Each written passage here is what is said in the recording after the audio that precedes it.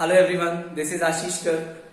तो बेसिकली आज वाली क्लास में अपन मोल कॉन्सेप्ट के कुछ बहुत अच्छे क्वेश्चंस देखने वाले हैं। तो कोई ना कोई क्वेश्चन ऐसा भी हो सकता है आपको आईआईटी या नीट के एग्जाम में देखने को मिल जाए।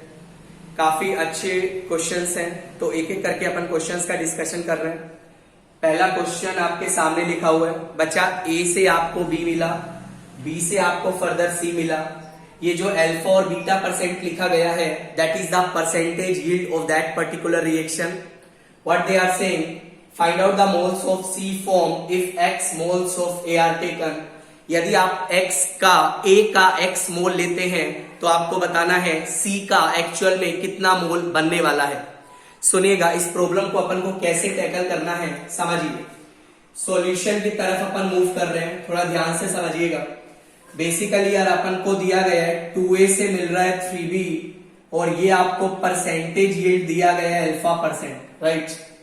तो बेसिकली इसका आपको x मोल दिया है, तो मुझे बताइए x मोल से मैक्सिमम थ्योरेटिकल मोल्स b का कितना बन सकता है। सबसे पहले अपन को ये फाइंड आउट करना है। देखिएगा बच्चा, यदि a का 2 मोल होता तो B का आपके पास कितना मोल बनता, 3 मोल बनता। मेरा बात दोबारा सुनिएगा, यदि A का आपके पास 2 मोल होता तो B का आपके पास 3 मोल बनता। A का बच्चा आपके पास X मोल है, तो मुझे बताइए B का मोल कितना बनेगा। तो आई कैन से A का यदि X मोल है तो B का आपके पास 3/2x मोल बनने वाला है। ध्यान रखना, this is the maximum theoretical moles which can be obtained from x mole of A. But in reality, percentage yield of this particular reaction is alpha percent. So I want to find out the actual moles of B that will be formed in this reaction. I can write alpha is equal to, कल वाली class में आपको बताया था, it is the actual moles divided by maximum theoretical moles multiplied by 100। ये वाला formula अपन ने कल वाली क्लास में डिस्कस किया था। तो अल्फा को अपन क्या लिख सकते हैं, एक्चुअल मोल्स अपन निकालना चाहते हैं, डिवाइड बाय जो मैक्सिमम मोल्स आ सकते हैं, that is 3/2x multiplied by 100। तो आई कैन राइट जो एक्चुअल मोल्स आपके पास बी के आएंगे, तो एक्चुअल मोल बी के आपको मिलने वाले हैं, that is how much 3x alpha divided by 2 multiplied by 100. So basically ये फिगर क्या आया, this figure represent the actual moles of B that is obtained from the first reaction. But आपसे पूछा गया बच्चा मोल्स ऑफ C आपको calculate करना है, समझिएगा। बेसिकली एक्चुअल मोल्स आपके पास B के आ चुके हैं। सुनिएगा, दूसरा इक्वेशन आपको दिया गया है। What is the second equation, B से आपके पास मिल रहा है 2C, परसेंटेज यील्ड आपको दिया गया है बीटा परसेंट। समझिएगा बच्चा, इसका एक्चुअल मोल्स कितना आया, 3x अल्फा डिवाइड बाय 200। तो मुझे ये समझाओ यार, इसका यदि 1 मोल होता तो C का आपके पास कितना मोल बनता, 2 मोल बनता। इसका एक्चुअली कितना मोल है, 3x अल्फा बाय 200। तो मुझे बताइए C का कितना मोल बनेगा, C का मोल बनेगा 2 multiplied by 3x alpha divide by 200। ध्यान रखना, this is the maximum moles which can be obtained from the second reaction. But आपको क्या निकालने हैं, एक्चुअल मोल्स। सुनिएगा दोबारा से, B के एक्चुअल मोल जो आए फर्स्ट रिएक्शन से आए, उसके बाद आपने C के मोल्स निकाले, मैक्सिमम कितने बन सकते थे। बट जो सेकेंड रिएक्शन का परसेंटेज यील्ड है दैट इज बीटा परसेंट। तो what I can right, basically थोड़ा ध्यान से समझिएगा, मैं राइट वाले पार्ट को थोड़ा रब कर रहा हूं, देखिएगा। I can write for the second reaction, I can write beta is equal to, that is equal to the actual moles of C divide by maximum moles कितना बन सकता था, दैट इज, इसको अपन 2 से 2 कट जाएगा, 3x अल्फा डिवाइड बाय 100 और ये आपका मल्टीप्लाइड बाय 100 हो गया। तो व्हाट वी कैन राइट कि एक्चुअल मोल C का आपके पास कितना आएगा, actual moles of C that is equal to, I can write it is 3x, that is 3x alpha beta divide by 10 का power 4. So this is the final answer which we will get, right? Question को दोबारा समझ लीजिए। बच्चा इसका x मोल दिया गया था, आपसे पूछा था सी का आपके पास एक्चुअल मोल कितना बनेगा। या पहली रिएक्शन का परसेंटेज यील्ड आपको अल्फा परसेंट दिया था, सेकंड रिएक्शन का परसेंटेज यील्ड आपको बीटा परसेंट दिया था। परसेंटेज यील्ड का फॉर्मूला मैं आपको लास्ट क्लास में बता के जा चुका हूं। तो इस तरीका से आप इस प्रॉब्लम को टैकल करेंगे। अपन सेकंड क्वेश्चन की तरफ मूव कर रहे हैं, सुनिएगा, इसको अपन रब करने जा रहे हैं। तो सेकंड क्वेश्चन क्या है सुनिएगा, ये आपका आईआईटी में आ चुका है शायद सवाल। क्वेश्चन बोला गया है that is insulin contains, that is how much it is that is 3.4% of sulfur। आपको बोला गया find out the molecular mass of insulin। बच्चा आपको इंसुलिन का मोलिकुलर मास कैलकुलेट करना है। सुनिएगा इस प्रॉब्लम को अपन को कैसे टैकल करेंगे। बच्चा आपको परसेंटेज दी गई है, मैंने आपको बताया था if percentage is not mentioned by default we have to consider that percentage is weight by weight. तो बेसिकली ये जो फिगर दिया गया है बच्चा, इस फिगर से मैं क्या लिख सकता हूं सुनिएगा, I can write 3.4 gram of sulphur जो है that is present in 100 gram of insulin. 3.4 gram जो सल्फर है that is present in 100 gram of insulin. I can write 1 gram of sulphur जो होगा that is present in 100 divide by 3.4 gram of insulin. अपन को निकालना है molecular mass. तो आप मोलिकुलर मास के लिए क्या करिए बच्चा, सल्फर का एटॉमिक मास ले लीजिए। सल्फर का एटॉमिक मास 32 होता है, तो 32 ग्राम ऑफ सल्फर में कितना इंसुलिन होगा, that is 100 divide by 3.4 multiplied by 32 gram of insulin. Basically बच्चा ये जो फिगर आया, this figure itself represent the molecular mass of the insulin. I think आपको ये वाला क्वेश्चन भी समझ आ गया होगा। नेक्स्ट क्वेश्चन की तरफ अपन मूव कर रहे हैं। बेसिकली जब भी आपको मोलिकुलर मास निकालना पड़े तो जो भी आपको कोई एटम या एलिमेंट दिया गया है आप उसका एटॉमिक मास ले लीजिए, तो उतने ग्राम में कितना इंसुलिन है that represent it's molecular mass, right. देखिएगा अपन नेक्स्ट क्वेश्चन की तरफ मूव कर रहे हैं।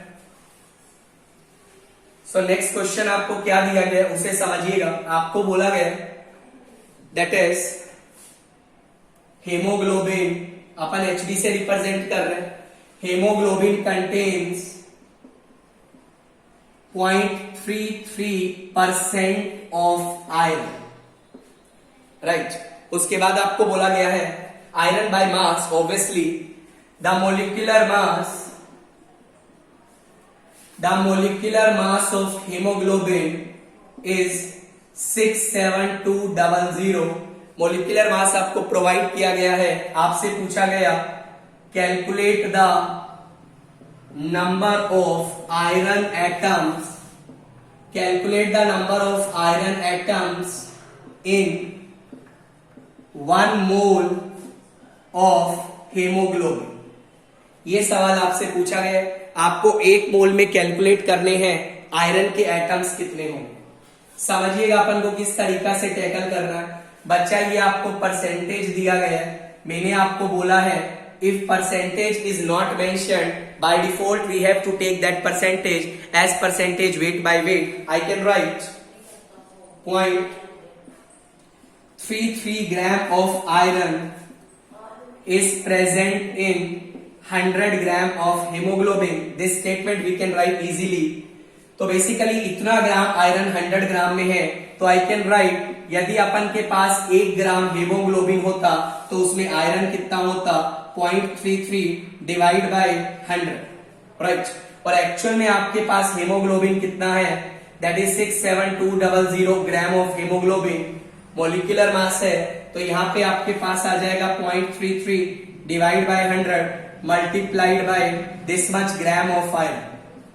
तो यहां से आपके पास बच्चा क्या आने वाला है, आयरन का टोटल मास आ जाएगा जो कि हेमोग्लोबिन में प्रेजेंट है। बट आपसे आयरन के एटम्स पूछे गए थे, तो यहां से आप आयरन के एटम्स एक बार निकालते हैं। चलिए सुनिएगा, इतने ग्राम को आप सोल्व करिएगा तो this figure is approximately how much, that is it's around that is it's 224 ग्राम के आसपास आने वाला है, 224 ग्राम के आसपास आने वाला है। सुनिएगा दोबारा से, इतना ग्राम आयरन आपके पास आ चुका है। बच्चा आपसे पूछा है number of iron atoms in 1 mole of haemoglobin, तो एक नंबर ऑफ मोल्स आप निकाल लीजिए, आयरन के कितने प्रेजेंट होंगे, that is weight by molar mass. Weight जो है आपके पास 224 है, डिवाइड बाय मोलर मास आपका 66 होता है। तो ये फिगर आप सोल्व करिएगा, आपके पास 4 मोल आयरन के आएंगे। बट आपसे पूछा है आयरन के एटम कितने होंगे, 4 मोल में आपको एटम निकालने हैं। Easily you can say that is equal to 4Na। इस तरीका से आप इस प्रॉब्लम को टैकल करेंगे। एक और क्वेश्चन की तरफ अपन मूव कर रहे हैं, सुनिए। बहुत सिंपल सवाल है, बहुत सिंपल सवाल आते हैं मोल से, तो डरने का जरूरत नहीं है। जैसे आपको बोला गया कि क्वेश्चन काफी अच्छा है, प्रीवियस ईयर में कभी पूछा गया, 1.84 gram mixture of calcium carbonate and magnesium carbonate is heated. इस मिक्सचर को आपने हीट किया, उसके बाद क्या लिखा है, till no further loss in residue takes place, right? इसका मतलब बताते हैं, the residue weight, बच्चा जो रेजिड्यू का वेट है that is 0.96 ग्राम। तो आपसे पूछा गया calculate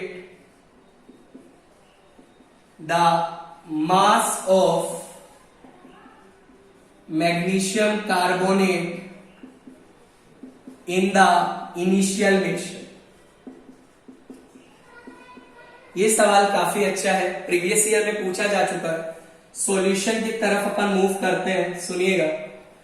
बच्चा एक छोटा सा चीज बता देते हैं, मैग्नीशियम कार्बोनेट को जब अपन हीट करेंगे तो आपके पास मिलेगा magnesium oxide plus CO2 gas, CO2 उड़ जाएगा और ये आपका सॉलिड फॉर्म में बचा रहेगा। सिमिलरली जब आप कैल्शियम कार्बोनेट को हीट करेंगे, आपके पास मिलेगा कैल्शियम ऑक्साइड प्लस CO2 आपका उड़ जाएगा। तो यहाँ जो स्टेटमेंट लिखी गई है, no further loss in the residue, इसका मतलब आप इनको जब तक हीट करते चलिए जब तक सारा CO2 ना उड़ जाए। सारा CO2 जब उड़ जाएगा तो मुझे बताइए खाली क्या बचेगा, कैल्शियम ऑक्साइड बचेगा एंड मैग्नीशियम ऑक्साइड बचेगा। बच्चा इस पूरे रेजिड्यू का मास आपको दिया गया है, दैट इज हाउ मच, 0.96 ग्राम। ये फिगर आपको दिया था। उसके बाद आपसे पूछा गया कि मैग्नीशियम कार्बोनेट बताओ मिक्सचर में कितना है। मान लो यार, सुनिएगा ध्यान से, मिक्सचर में मैग्नीशियम कार्बोनेट आपका x ग्राम है, मानने में क्या जा रहा है, यदि बच्चा ये x ग्राम होगा तो आई कैन से ये जो होगा 1.84 माइनस x ग्राम होगा। ये तो आई थिंक आपको समझ आ ही रहा होगा, बिकॉज टोटल मिक्सचर का मास 1.84 ग्राम है, और यदि x ग्राम अपन ने मैग्नीशियम कार्बोनेट मान लिया तो कैल्शियम कार्बोनेट कितना बचेगा, 1.84 माइनस x ग्राम बचेगा। आगे देखो, सुनिएगा ध्यान से। बच्चा एक और चीज मैं आपको बता देता हूं, मैग्नीशियम कार्बोनेट का जो मोलिकुलर मास होता है मैग्नीशियम कार्बोनेट का, ये आप कैलकुलेट कर लीजिएगा, दैट इज 84। और जो कैल्शियम कार्बोनेट का मोलिकुलर मास होता है ये भी आप कैलकुलेट कर लीजिएगा, दैट इज 100। मतलब आप यहां से क्या लिख सकते हैं, सुनिएगा थोड़ा ध्यान से। मैग्नीशियम कार्बोनेट को बच्चा जब अपन हीट करेंगे, मैग्नीशियम ऑक्साइड प्लस CO2 बनेगा। CO2 तो उड़ चुका है, ये आपका x ग्राम है। x ग्राम में आप मोल्स निकाल लीजिए, डिवाइड बाय मोलर मास, मतलब आपको x/84 मोल दिया गया है। इतने मोल में मुझे बताइए मैग्नीशियम ऑक्साइड का मोल कितना होगा, x/84 ही होगा। अब मैं मैग्नीशियम ऑक्साइड का मास निकालना चाहता हूं, मोल्स आपके पास x/84 आ गए, मल्टीप्लाइड बाय इसका मोलर मास, मैग्नीशियम होता है 24, ऑक्सीजन होता है 16, पूरा जो मोलर मास आएगा that is equal to 40। Basically ये आपके पास कितना मास, किसका मास आ गया, this much gram of magnesium oxide is there. Similarly सुनिएगा बच्चा, कैल्शियम कार्बोनेट को जब अपन हीट करेंगे कैल्शियम ऑक्साइड प्लस CO2 बनेगा। इसका मास अपन ने क्या माना, 1 minus X, sorry it's not 1 minus X, it is 1.84 minus X. बच्चा ये तो मास आया, मास से आप मोल निकालिए, डिवाइड बाय मोलर मास 100। मुझे बताइए कैल्शियम ऑक्साइड का कितना मोल बनेगा, 1.84 माइनस एक्स डिवाइड बाय 100। बच्चा ये तो मोल्स आए, अपन को तो मास चाहिए, मल्टीप्लाइड बाय कैल्शियम ऑक्साइड का mass that is how much, 56। तो अपन के पास रेजिड्यू का मास आ चुका है। रेजिड्यू में दो चीजें प्रेजेंट हैं, magnesium oxide and calcium oxide. Magnesium oxide का जो मास आया that is how much, x/84 multiplied by 40। Calcium oxide का जो मास आया 1.84 minus x divide by 100 multiplied by 56। और आपको जो रेजिड्यू का मास टोटल दिया गया था दैट इज 0.96 ग्राम। तो आई can right x/84 multiplied by 40 plus 1 minus x divide by, sorry this is 1.84 minus x divide by 100 and multiplied by 56। ये दोनों वैल्यू का जो सम था वो 0.96 ग्राम के इक्वल दिया था। बच्चा आप x का वैल्यू निकाल लीजिएगा, जैसे ही x का वैल्यू आएगा, x का value itself represent the mass of magnesium carbonate in the initial mixture. I think आपको बात समझ आ रहा होगा। तो इस तरीका से ये सवाल को अपन को टैकल करना था। एक और सवाल अपन डिस्कस कर लेते हैं, वो भी काफी अच्छा सवाल है, सुनिएगा। देखो सुनिएगा ध्यान से। तो ये वाला क्वेश्चन भी अच्छा है, जब भी मिक्सचर से रिलेटेड सवाल आए आप इसी तरीका से चलिए, आई थिंक आसानी से आप लोग सोल्व कर पाएंगे। अगला सवाल आपको दिया गया है, next question that is 1.615 gram of anhydrous ZnSO4 जिसका मोलिकुलर मास होता है 161.5, right, was placed in moist air। बच्चा एनहाइड्रस ZnSO4 को मोइस्ट एयर में रख दिया and after few days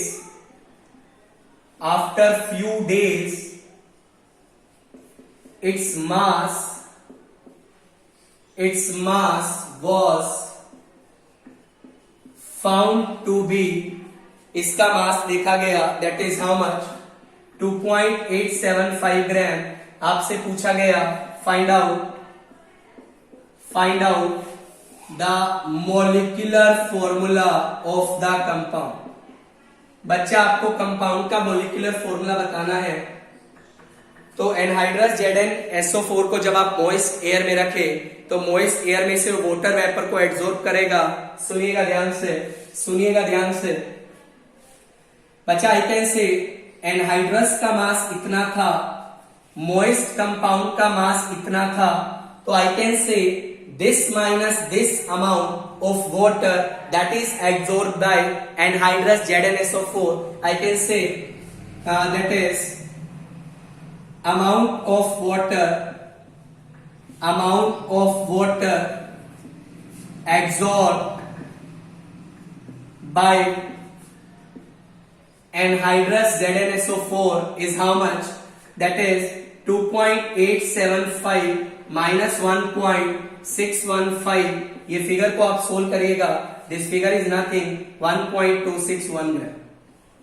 basically हुआ क्या, इतना वाटर वेपर एब्जॉर्ब किया गया जब आपने एनहाइड्रस ZnSO4 कितना लिया था, 1.615 ग्राम।